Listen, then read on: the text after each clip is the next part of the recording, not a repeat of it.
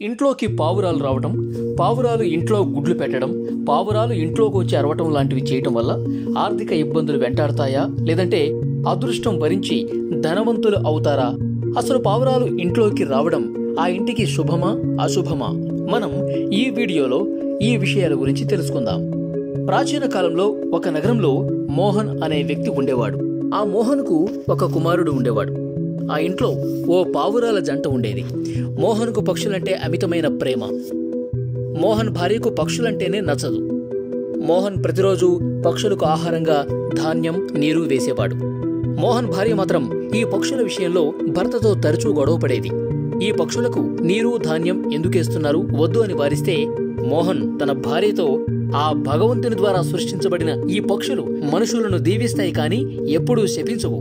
పక్షులకు ధాన్యంతో పాటు నీరు అందించటం మనుషులుగా మన కర్తవ్యమని చెప్తాడు. కాని అతని భార్య ఇలాంటి మాటలు వినటానికి కూడా ఇష్టపడేది కాదు. మోహన్తో తరచూ ఈ పక్షులను ఇంటి నుండి తీసుకెళ్లి బయట వదిలేయాలని చెప్పి గొడవ పడుతూనే ఉండేది. మన ఇంట్లోనే కాదు, మన ఇంటి పరిసరాలలో కూడా ఈ పక్షులు ఉండటం తనకు ఇష్టం లేదని భర్తకు చెప్పింది. మోహన్ భార్యకు కుమారుడు అంటే ఎంతో ఇష్టం. కుమారుడి ఆలనా పాలన ఎంతో ఇష్టంగా చేసేది. కాని పక్షులన్నా వాటి పిల్లలన్నా మోహన్ భార్యకు నచ్చేవి కాదు. మోహన్ తన భార్యకు ఎన్ని విధాలుగా నచ్చజెప్పే ప్రయత్నం చేసినా భార్య మాత్రం అస్సలు పట్టించుకోకుండా గొడవ పడుతూనే ఉండేది. మోహన్ ఒకసారి పని మీద బయటకు వెళ్తాడు. ఆ సమయంలో ఆడపావురం గుడ్లు పెడుతుంది. మోహన్ ఇంటికొచ్చాక ఈ పావురాలతో పాటు గుడ్లను కూడా ఇంట్లో నుంచి తీసేయాలని భర్తతో గొడవ పడుతుంది. ఈ పావురం గుడ్లు పెట్టి ఇంటినంతా మురికి మురికి చేసేస్తోందని భర్తకు చెప్తే భర్త ఆమెను సముదాయించే ప్రయత్నం కూడా చేస్తాడు. ఒకసారి మోహన్ పట్టణానికి వెళుతూ తన భార్యతో తాను వచ్చే వరకు పావురాలకు ధాన్యంతో పాటు నీరివ్వాలని, నోరు లేని మూగజీవాలకు కడుపు నింపితే వచ్చే జన్మలో కూడా మంచి జరుగుతుందని, తాను లేను కదా అని వాటిని బయటకు పంపించొద్దని చెప్పి మోహన్ పట్టణానికి వెళ్తాడు. ఇక మోహన్ భార్య ఆ పావురాలను, వాటి గుడ్లను ఏమీ చేయదు. కాని వీటిని బయటికి ఎలా పంపించాలా అని తరచూ ఆలోచనలో ఉండేది. మోహన్ కుమారుడికి ఇంట్లో పావురాలు గుడ్లు పెట్టిన సంగతి తెలుసు. తన తండ్రి పట్టణం వెళ్ళాడు కనుక ఇక తల్లి ఏదైనా పని మీద బయటకు వెళ్తే ఆ గుడ్లను చూడాలని అనుకున్నాడు. మోహన్ భార్య మంచినీళ్లు తెచ్చేందుకు బయటకు వెళ్తుంది. ఇదే ఆ గుడ్లను చూడటానికి మంచి సమయం అని భావించిన మోహన్ కుమారుడు ఒక నిచ్చెన వేసుకుని ఆ పక్షి గూడు వద్దకు వెళ్లి పావురాల గుడ్లతో సరదాగా ఆడుకుంటూ ఉంటాడు. కాసేపటికి మంచినీళ్లకు వెళ్లిన మోహన్ భార్య ఇంటికొచ్చి చూస్తే తన కుమారుడు నిచ్చెన వేసుకుని పావురాల గుడ్లతో ఆడుకుంటూ ఉండటం చూసి ఆగ్రహానికి లోనవుతుంది. వెంటనే మంచినీళ్ల బిందెను పక్కన పెట్టి నిచ్చెన దగ్గరకు వెళ్లి ఎందుకు అక్కడికి వెళ్ళావంటూ ప్రశ్నిస్తుంది. గుడ్లతో ఆడుకుంటున్నావని కొడుతూ చెయ్యి పట్టుకుని గట్టిగా లాగుతుంది.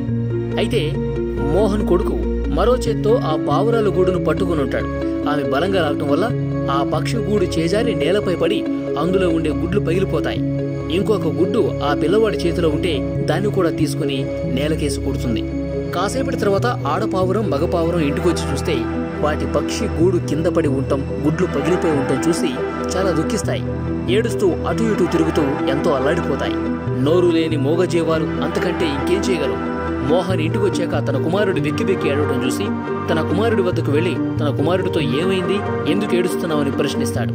కుమారుడు ఏమీ చెప్పకపోవడంతో మోహన్ తన భార్య వద్దకు వెళ్లి ఎందుకు పిల్లాడు ఏడుస్తున్నాడని అడుగుతాడు. అప్పుడు ఆమె కోపంతో, నేను ముందే చెప్పాను ఈ పావురాలు ఇంట్లో నుండి తీసేయమని, ఎన్నిసార్లు చెప్పినా వినలేదు. ఇప్పుడు పిల్లాడు ఆ పావురాల గుడ్లను పట్టుకున్నాడు, అందుకే తాను కొట్టానని చెప్తోంది.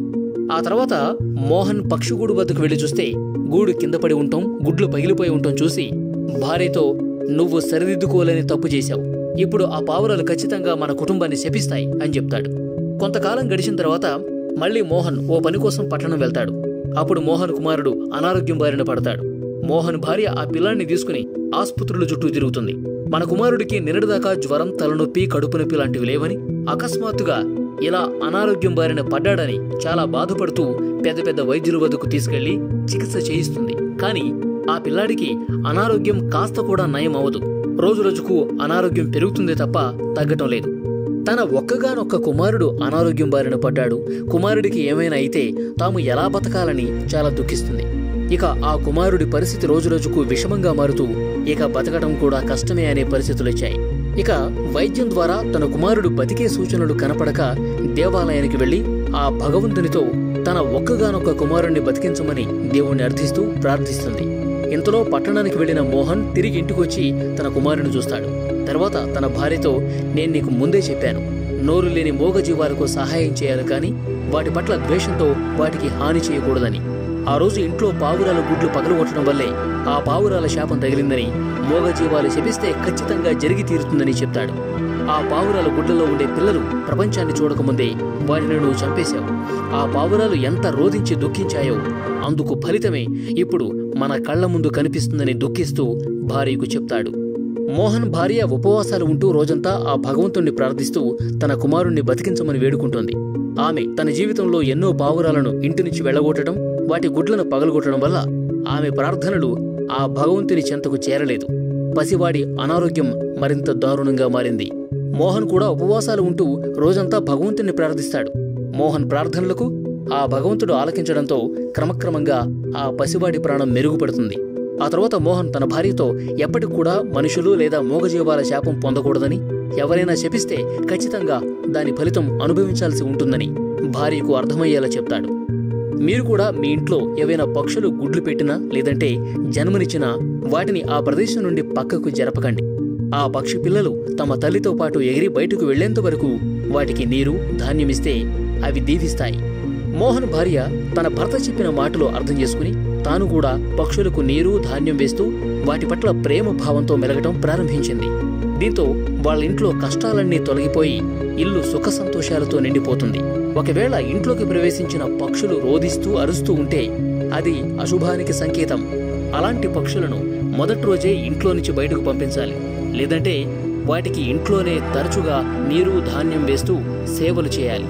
చూశారుగా, మూగజీవాలకు హాని కలిగిస్తే, అవి శపిస్తే ఫలితం ఏ విధంగా ఉంటుందో.